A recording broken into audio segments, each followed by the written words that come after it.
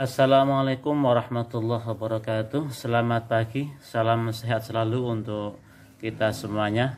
Bapak Ibu PKB di Kabupaten Gunung Kidul, semuanya saja yang saya hormati. Mari bersama-sama kita belajar tentang bagaimana menginput SKP tahun 2002 di aplikasi BKN e-Kinerja. Tanpa perlu berpanjang kata, pokoknya tetap semangat Pak D Budi, maju bersama-sama. Prinsip sing iso yo kudu ngewangi, sing ora iso kudu bersemangat. Tidak ada istilah maju ndisi atau kemudian kejar keri. Baik, kita awali dari tampilan seperti ini, kemudian kita mengakses e-Kinerja bisa lewat Chrome, bisa lewat Mozilla. Silahkan sesuka jenengan. Saya pakai Mozilla saja. Kemudian kita masukkan di sini linknya yang sudah pernah saya share, Kinerja BKN Goid. Misalkan saya copy saja di sini. Nah, tinggal kita masukkan. Nah, langsung ada, kita kemudian masuk. Setelah kita klik, tampilannya harus seperti ini. Kemudian kita masuk ke login. Ya. Untuk username, saya sampaikan username-nya adalah NIP kita masing-masing. Kemudian passwordnya seperti yang sudah di-share kemarin di grup penyuluh KB oleh Mbak Asar. Password masing-masing dari kita, di mana passwordnya sama dengan password My SAPK. Oleh karena itu, untuk Bapak Ibu sekalian, mohon semuanya harus tahu passwordnya agar besok ketika kita BIMTEK hari Senin dan Selasa itu tidak menghambat perjalanan kita dalam rangka belajar bersama untuk menginput SKP kita. Kalau ada yang belum tahu, silahkan konfirmasi agar tidak kemudian menghambat perjalanan kita nanti di BIMTEK-nya. Ini sudah saya masukkan NIP saya 1982 dan seterusnya, kemudian passwordnya. Tinggal kita masuk saja. Nah, ketika masuk akan tampil seperti ini, ya. Tampil seperti ini semuanya. Kemudian kita cek profil kita. Profil kita akan ada, ya.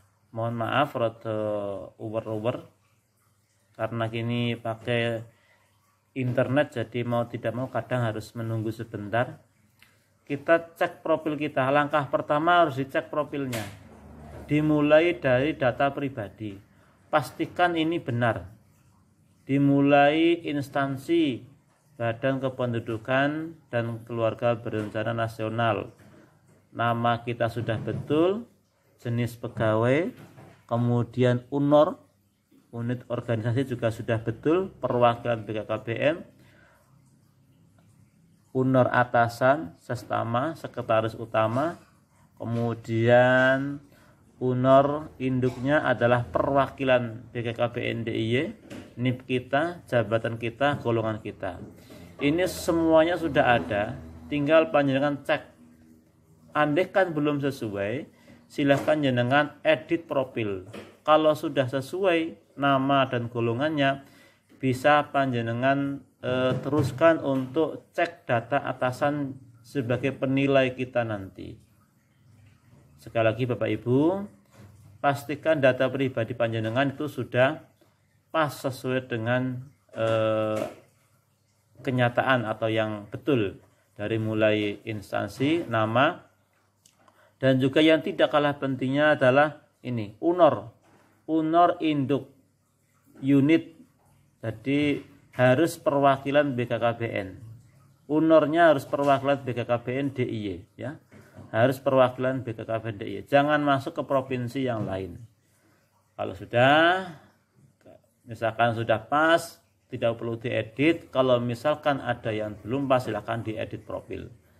Yang kedua adalah data atasan. Ini atasan kita semuanya adalah Bapak Sodikin, Pak Keper, ya. Bapak Sodikin SHMM, karena ada nama Sodikin yang sama, jangan sampai salah nama. Kalau misalkan nanti salah nama, salah unornya, tidak masuk ke link Pak Kaper, maka tidak akan bisa dinilai. Sekali lagi, pastikan bahwa unor kita BKKBN-DIY, kemudian nama penilai kita adalah Pak Sodikin. Itu saja ya, hal pertama tentang profil yang harus penilai kita adalah Pak Sodikin. Itu saja ya, hal pertama tentang profil yang harus kita cek kembali. Kalau misalkan sudah betul ya sudah, kalau belum silakan diperbaiki. Kemudian setelah ini adalah ini SKP, ya. Di bawah profil pojok kiri ada SKP. Nah, ini itu saja, silahkan. Ini nanti langkah berikutnya adalah kita menginput SKP. Oleh karena itu jangan lupa disiapkan SKP periode dulu yang 2022 yang sudah panjenengan kumpulkan ke saya dulu.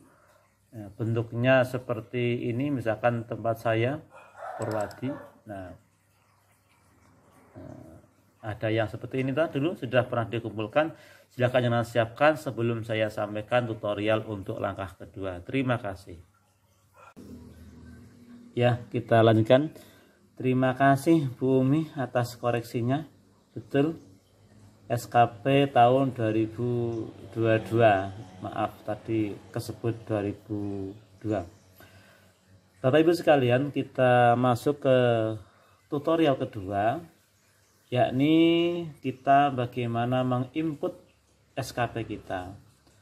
Sekali lagi kita siapkan SKP kita tahun 2022 yang dulu sudah pernah kita buat. Yang bentuknya seperti ini. Jadi dulu sudah pernah kita buat di pertengahan semester, yang isinya 3 file. Sheet pertama ada SKP seperti ini, SKP JPT kuantitatif, kemudian ada SKP PKB dan P3K, dan yang lampiran ketiga, di sheet ketiga ada lampiran SKP yang bentuknya seperti ini. Ya, nanti kalau misalkan ada yang kecer atau tidak ditemukan, nanti bisa konfirmasi ke kami. Kalau yang madya ke saya sendiri, kalau yang non madya bisa ke Mbak Asar untuk dikirim kembali supaya nanti bisa kita belajar bersama. Baik, kita siapkan di SKP PKB seperti ini Bu. Pastikan ya. Jadi ini sudah betul. Jadi karena nanti kalau kita mau ngedit lagi atau memperbarui lagi pas kita BIMTEK tidak kesuwen. Sekarang yang siapkan, pastikan sudah fix. Tinggal kita mengentrinya saja. Baik, kita lanjutkan Bu. Akan tampil seperti ini di menu kinerja kita ya. SKP ini akan, ketika kita klik akan tampil seperti ini. Langkah pertama dengan ini di pojok kanan atas setelah nama kita bawahnya ada tambah SKP ya. Warnanya biru, tambah SKP. Silahkan dengan klik. Ketika diklik akan tampil seperti ini. Unor kita, atasan kita, jadi unor kita perwakilan BKKBN DIY, atasan kita adalah Pak Sodikin SHMM perwakilan DIY, kemudian unor atasan kita adalah sekretaris utama. Kemudian yang kedua yang harus kita lakukan adalah periode. Periode SKP kita adalah Januari ya. Dari awal tahun Januari 1 Januari 2022 sampai akhirnya yakni Desember 2022. Tanggal 31 ya. Tanggal 1 Januari sampai tanggal 31 bulan Desember tahun 2022. Jangan salah sebut 22. Kemudian pendekatan kita adalah pendekatan kuantitatif. Ini ada 2 pilihan. Yang kita pilih adalah kuantitatif yang atas. Ya, sudah. pastikan periode kita betul 1 Januari dan juga akhirnya periode akhir adalah 31 Desember 2022. Pendekatannya kuantitatif. Kalau sudah siap, kita kemudian lanjutkan dengan klik OK. Ya, oke. Baik, Ibu sekalian, Bapak Ibu sekalian, kita lanjutkan. Setelah kita mengisi periode dan juga pendekatan, maka di SKP kita ini akan tampil seperti ini. Jadi setelah kita klik SKP akan tampil seperti ini.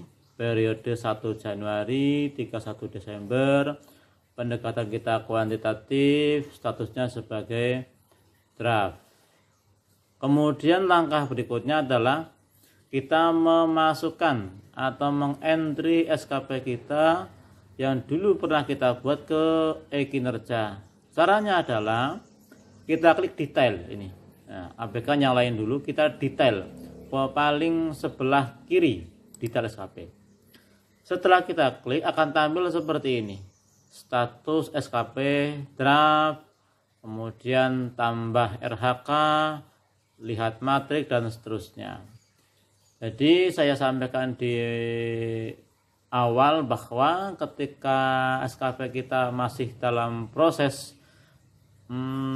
pengajuan maka akan draft, akan statusnya sebagai draft. Tapi kalau sudah kita SKP kita di-approve oleh pejabat penilai atau mungkin admin provinsi maka akan menjadi pengajuan. Baik, setelah seperti itu kita mengentry-nya adalah caranya di sini di bawahnya ada tambah RHK, tambah rencana hasil kerja. Kita klik saja, klik iya. Akan tampil seperti ini. Rencana hasil kerja atasan yang diintervensi. Jadi dalam bahasa saya dulu cantolan. Nah, jadi dulu di Excel kita kan ada, kita punya cantolan nih. Rencana hasil kerja pimpinan yang kita intervensi. Cantolan dari kegiatan kita. Misalkan menurutnya angka kelahiran total. Saya merencanakan ada 1, 2, 3 kegiatan. Sama. Di sini kita cari saja RHK-nya yang diintervensi. Di sini ada beberapa pilihan. Nah, tuh harus milih, kita nggak boleh nulis sendiri. Sudah ada pilihannya. Menurunnya angka kelahiran total, toh. Kemudian meningkatnya indeks pembangunan keluarga dan seterusnya. Ini cantolan-cantolan dalam bahasa kita dulu yang kita sampaikan. Cantolan-cantolan yang sudah pernah kita terangkan di awal dulu, di pertengahan semester pas kita nyusun SKP. Ini toh. Kita klik misalkan yang menurunnya angka kelahiran total. Oke ya. Kemudian baik Bapak Ibu sekalian, kita lanjutkan proses berikutnya. Setelah kita mengisikan RHK rencana hasil kerja, ini sudah masuk tadi, misalkan saya isikan terlaksananya kegiatan fasilitasi pelayanan program KKBPK tingkat provinsi. Maka hal yang harus kita isikan berikutnya adalah tambah indikator. Jadi di samping kita itu nih, di samping kita ada hijau-hijau tambah indikator, tambah indikator. Kita klik saja. Nah, misalkan saya yang di atas tadi sudah tahu semuanya, kuantitas, kualitas, jumlah laporan dan seterusnya, kualitasnya, kesesuaian sekian persen, waktunya, ketepatan waktu 12 bulan dan seterusnya. Ini kita isikan. Cara mengisikannya adalah tambah indikator. Kemudian kita klik di, misalkan kita mulai dari kuantitas dulu, jumlah. Indikatornya apa? Kita bisa lihat di SKP kita. Untuk kuantitas adalah jumlah laporan hasil kegiatan ya. Jumlah laporan hasil kegiatan pelayanan misalkan. Saya seperti itu, kita copy saja. Kemudian kita masukkan di indikator di sini. Oke. Targetnya berapa? Kalau kita lupa, kita lihat. Oh, 12 dokumen. Kita tuliskan 12, kemudian tuliskan dokumen. ada yang dokumen, ada yang laporan, terserah disesuaikan dengan SKP-nya masing-masing. Selanjutnya kita ya akan masuk kuantitasnya, jumlah laporan kegiatan hasil pelayanan 12 dokumen. Kemudian selanjutnya kita teruskan tentang tambah indikator untuk aspek kualitasnya. Indikatornya apa? Kita ambilkan saja dari SKP kita klik kesesuaian pelayanan ini, kita copy, kita masukkan di indikator. Copy. Targetnya berapa? Kita lihat 100%, kita tuliskan 100%, 100 kemudian persen. Kita iya. Kemudian yang terakhir adalah tambah indikator lagi. Terakhir tentang tambah indikator lagi. Terakhir tentang waktu, ya. Waktu, indikatornya apa? Kita carikan di SKP kita. Ketepatan waktu kita copy, kemudian kita masukkan di kinerja kita indikator. Paste berapa? Misalkan kita lupa, kita lihat lagi. 12 bulan, Januari sampai Desember. Tuliskan 12 bulan. Begitu terus selanjutnya ketika kita memasukkan RHK, maka kita harus melengkapinya dengan indikator kuantitas, kualitas, dan juga waktu. Ya, silakan mencoba, kita lanjutkan nanti lagi. Kemudian Bapak Ibu sekalian, setelah kita mengentri semuanya, tugas utama kita, kita ketika akan memasukkan tugas tambahan seperti menjadi ketua IPKB, pengurus IPKB, ataupun yang lainnya, kita ke tambah RHK, ya, tambah RHK ini. Kemudian cantolannya, ini kita misalkan cantolannya itu di IBangga. Jadi untuk yang tugas tambahan misalkan menjadi pengurus IPKB, anggota dan seterusnya, itu cantolannya adalah IBangga. Nah, kemudian ini menjadi tugas tambahan. Rencana kerjanya apa? Kita bisa ambil misalkan terlaksananya program kerja kegiatan IPKB, misalkan seperti itu.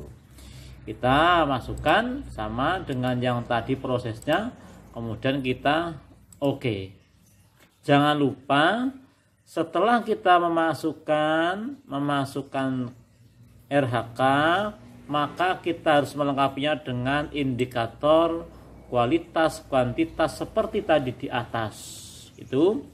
Baik, ini catatan untuk yang tambahan, misalkan tadi untuk yang pengurus IPKB ataupun organisasi profesi yang lainnya bisa dicantolkan di IBangga. Baik, kita bertemu lagi di sesi ketiga.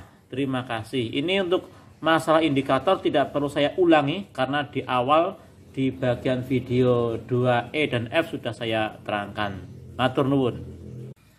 Baik Bapak Ibu sekalian, mungkin ini video terakhir di langkah pertama. Jadi masih ada beberapa langkah. Ini langkah pertama, video terakhirnya atau bagian ketiga. Setelah kita menyelesaikan mengentry RHK berserta indikator kinerja, kuantitas, kualitas, dan seterusnya, maka yang perlu kita selesaikan berikutnya adalah lampiran.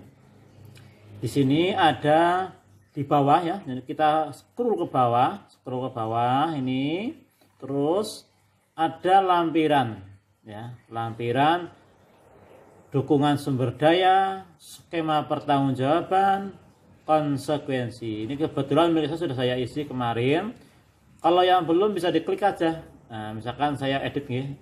Nah, ini di sini dukungan pegawai dan seterusnya. memahami pengembangan IT. Ini didapat dari mana? Kita ambilkan dari SKP kita. SKP kita yang sheet 3 kan lampiran SKP. Nah itu. 1. Dukungan pegawai yang memiliki keahlian programming atau memahami pengembangan aplikasi. Kita copy, kita taruh di sini. Nah, kemudian nggak usah dikasih nomor. Nanti aplikasi akan mengasih nomor sendiri. Cukup kita enter bawahnya saja. Jadi kemudian yang kedua apa? Dukungan IT ini. Saya kan kedua mengisi, misalkan yang kedua adalah, saya kelas dulu. Ini, misalkan dukungan sarana prasarana IT. Ini kan saya dapatkan dari ini. Dukungan sarana dan prasarana IT yang memadai. Terus seperti itu ya. Jadi tidak perlu dikasih nomor, cukup di enter bawahnya, enter bawahnya.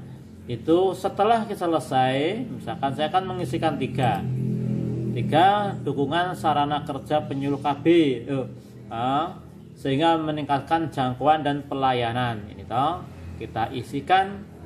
Saya ada 3. Kalau sudah diisikan semuanya daya dukung sumber daya, kita oke, ya, kita oke. Nah, kita oke. Jadi karena sudah mengisi, akan masuk seperti ini. Kemudian yang kedua adalah skema pertanggungjawaban. Kita isikan sesuai dengan apa yang kita tuliskan di SKP kita. Ini kebetulan saya isikan. Misalkan saya ngisikan dulu pelaksanaan kegiatan program Bangga Kencana. Kedua adalah skema pertanggungjawaban. Kita isikan sesuai dengan apa yang kita tuliskan di SKP kita. Ini kebetulan saya isikan. Misalkan saya ngisikan dulu pelaksanaan kegiatan program Bangga Kencana dilaporkan setiap bulan beserta bukti dokumen berupa e-visum. Ini skema pertanggungjawabannya. Ini sekalian mengingatkan yang visumnya belum ngumpul. Ini nanti di langkah kedua itu harus punya link yang nanti akan dikompilasi se-Kabupaten Gunung Kidul visumnya, dibuatkan link di Google Drive. Ini jadi di copy saja skema pertanggungjawaban ini. Pelaksanaan kegiatan program Bangga Kencana setiap bulan serta bukti dokumen berupa visum kita copy, kita taruh di sini ya. Ada berapa? Sekali lagi tidak perlu dikasih nomor, cukup di enter bawahnya, enter bawahnya. Kalau sudah kita oke saja ya, kita oke. Kemudian yang terakhir itu konsekuensi. Konsekuensi. Bagaimana cara ngisinya? Sama. Nah, misal kita ambilkan dari visum kita, dari SKP kita. Konsekuensi ini yang terakhir toh. Jika output tercapai dengan baik, maka mendapatkan penghargaan. Kita copy saja. Kita taruh di konsekuensi, di lampiran yang konsekuensi. Oh, aku mau ke E2. Di enter bawahnya, nggak perlu dikasih nomor. Kita copy lagi. Output tidak tercapai dengan optimal, maka perlu mendapatkan pembinaan atau pelatihan. Kita copy, kita taruh di bawahnya. Kalau sudah, kita okekan saja. Itu demikian. Kalau sudah, hasilnya harus seperti ini. Ada dukungan, sudah masuk 3 item, ada skema 1 item, ada konsekuensi 2 item. Itu saja video terakhir dari bagian pertama atau langkah pertama kita menyusun SKP. Kemudian jenis RHK. Ada utama, ada tambahan. Kita pilih yang utama. Nah, kemudian rencana hasil kerja itu kita copy dari sini. Nah, saya langsung nomor 2 karena nomor 1 sudah kemarin di provinsi sudah saya masukkan. Kita copy saja. Kita copy, kemudian kita masukkan ke sini. Ya. Masukkan ke sini toh. Rencana hasil kerja. Toh. Kalau sudah, nih misalkan saya terlaksananya kegiatan fasilitasi pelayanan program KKBBK tingkat provinsi. Kalau sudah di copy ditaruh di sini, kita tinggal oke ya. Oke, akan muncul nih yang akan muncul Ini yang pertama sudah saya sampaikan kemarin, kemudian yang kedua ini ya. Ini langkah pertama. Baik, silahkan dicoba dulu. Terima kasih. Bapak Ibu sekalian, sudahkah mengentri SKP panjenengan? Dari mulai rencana hasil kerja sampai pada indikator kinerja individu. Jadi saya ulangi sekali lagi. Ketika kita memasukkan RHK, tambah RHK ini setiap kita memasukkan item, jangan lupa dilengkapi dengan indikator kinerja. Dari mulai aspek kuantitas, berapa dokumen, kualitas 100%, dan juga waktunya 12 bulan. Nah, ini kebetulan ini sudah saya selesaikan untuk SKP saya. Maka untuk Bapak Ibu yang sudah selesai dari mulai yang kinerja RHK yang sifatnya utama ataupun juga tambahan, ini misalkan tambahan sebagai pengurus IPKB, kemudian juga di bawah dikontrol lagi lampirannya, dukungan sumber daya, skema pertanggungjawaban, dan juga konsekuensi. Kalau sudah semuanya dirasa yakin, maka fase terakhir dari langkah pertama adalah kirim. Nih, jadi di atas ini ada tambah, ada lihat matriks, ada cetak. Lah ini ajukan SKP. Ajukan SKP. Ketika panjenengan tidak mengajukan, maka proses berikutnya tidak bisa dilanjutkan. Ajukan SKP, kemudian kita tunggu sampai ada approve dari admin provinsi atau pimpinan, ya. Nih, bismillahirrahmanirrahim, saya ajukan, oke. Apakah Anda yakin ingin mengajukan SKP ini? Bawahnya Anda tidak bisa melakukan perubahan sampai SKP selesai ditinjau lah. Kalau mau ajukan harus betul-betul sudah yakin kalau semua yang kita entry adalah benar. Saya oke saja. Oke. Nah, sudah selesai. Ditunggu sampai ada konfirmasi dari provinsi. Saya akan ngabari provinsi. Begitu juga Bapak Ibu, ketika sudah selesai, kemudian sampai diajukan, maka harus konfirmasi ke saya agar kami nanti memberitahu. Begitu juga Bapak Ibu, ketika sudah selesai, kemudian sampai diajukan, maka harus konfirmasi ke saya agar kami nanti memberitahu admin provinsi untuk segera di approve. Karena tanpa di approve dari provinsi, disetujui oleh provinsi, kita tidak bisa melaksanakan langkah berikutnya. Demikian, terima kasih, selamat nonton bola. Ini bagi yang sudah selesai dan sudah pengajuan. Monggo, matur nuwun dan assalamualaikum.